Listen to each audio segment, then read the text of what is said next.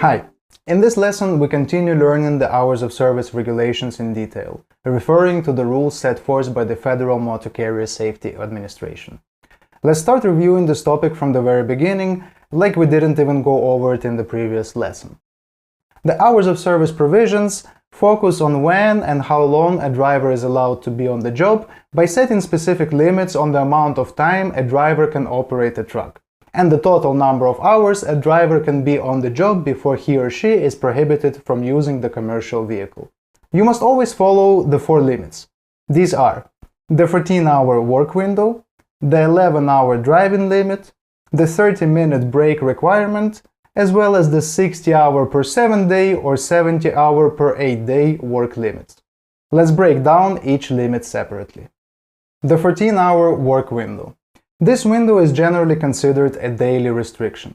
For 18 consecutive hours, a driver is allowed to operate a vehicle and do any other job-related activities.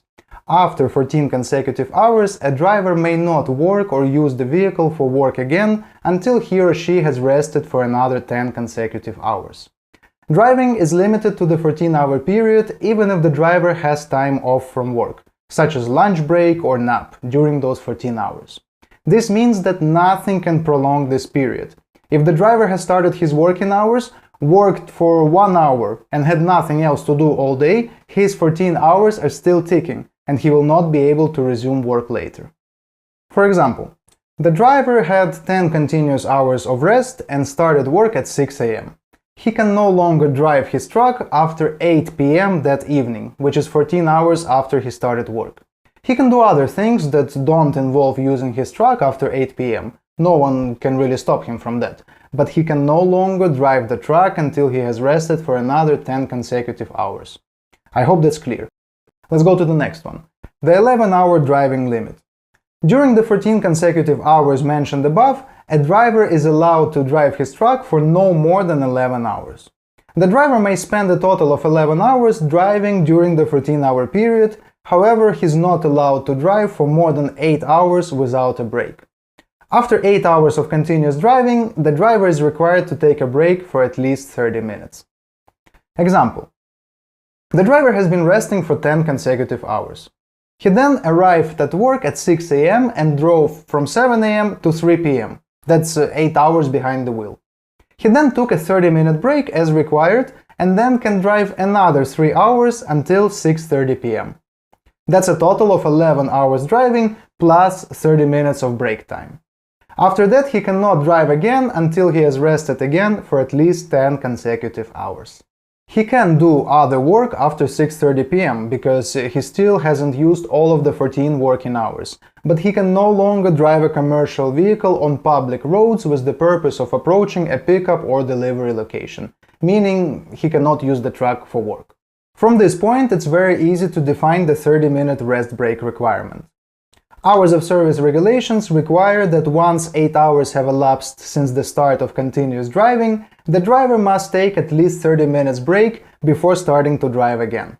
It doesn't mean that the driver must wait 8 hours before taking a break. The rule simply suggests that 8 hours is a maximum driving time without a single break. The driver may take as many breaks as he wants.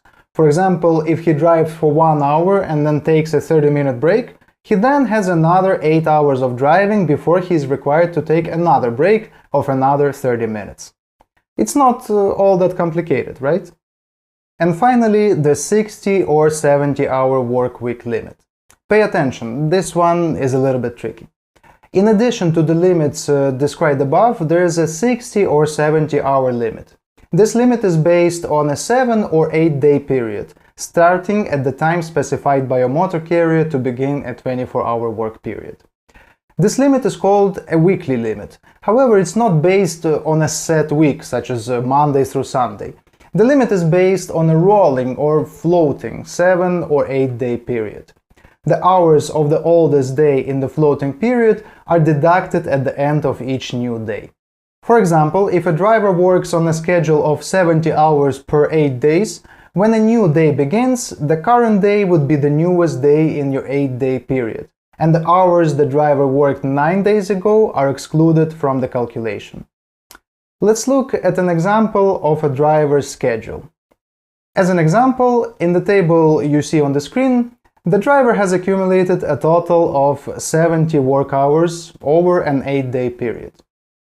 Considering that this driver works under the 70 hours per 8-day schedule, he is currently in full compliance of the hours of service rules. When the driver goes into the next day of the cycle, Thursday, September the 9th, the hours from day 1 of the cycle are deleted from the calculation, and the driver will calculate his or her hours already from day 2 to day 9, so Thursday to Thursday. This is exactly what I mean when I say that it's a rolling cycle. It's based on the past 8 days from today. So in our example, 14 hours from September 1 were excluded and he was able to work again. He worked 14 hours on September 9 and now he again has a total of 70 hours worked, which is still in compliance with hours of service regulations. Question for you. Can the driver work another 14 hours the next day, September the 10th? Pause the video for a moment and give it a little thought. Ready? If you said he can't, you were correct. As you can see, he only worked 6 hours on September 2, so that's the amount of hours that will be deducted when the new day starts. If he drives another 14 hours on September 10, he will go over the allowed 70-hour limit and will be in violation of the hours of service regulations. All the exact same rules apply to the 60-hour, 7-day driver schedule. This schedule is used by companies where drivers generally do not operate their commercial vehicles every single day of the week. Most of the companies you will work with operate on a 70-hour per 8-day working schedule. So, in our example, the driver is already at the limit of his weekly working hours. It would be nice to reset those hours and start from a clean slate. Luckily, such an option exists. It's called a 34-hour reset. The hours of service regulations allow a carrier to restart the 60-hour or the 70-hour cycle by having the driver spend 34 or more consecutive hours free from work. After the driver has done a 34-hour reset, his or her hours are restarted from zero, and they have the full 60 or 70 hours available to them again. The 34-hour restart is an optional, not a mandatory regulatory provision. Example: if your carrier operates on the 70-hour 8-day limit and the driver works 14 hours a day for 5 consecutive days, he has worked 70 hours. He won't be able to drive again until his total work hours fall below the 70-hour mark. However, if he decides to take advantage of the 34-hour reset, he will be able to get behind the wheel immediately after his 34 hours break from work. Typically, drivers take a 34-hour reset on the weekends. For example, a driver delivers a load on Friday. The dispatcher can find him another short load with a pickup on Friday and a delivery on Monday. The driver will pick up that load and go start his 34-hour reset. When the rest period is over, he will start moving the load, deliver the load on Monday morning, and be ready to pick up the next load. Easy. Oof, we're done. This seems like a lot of information. If you're still uncertain about how all of this works, I suggest watching this whole module again. On the second try, when you already know what we're talking about, you will absorb and arrange the information in your brain more effectively. Remember, all of this is provided just for your understanding. A dispatcher must know all these rules and use them for load booking and scheduling, but he's not the one following them. The driver bears the responsibility for following hours of service. Never in your work will you have to sit down and calculate working hours on a piece of paper like we did in the example.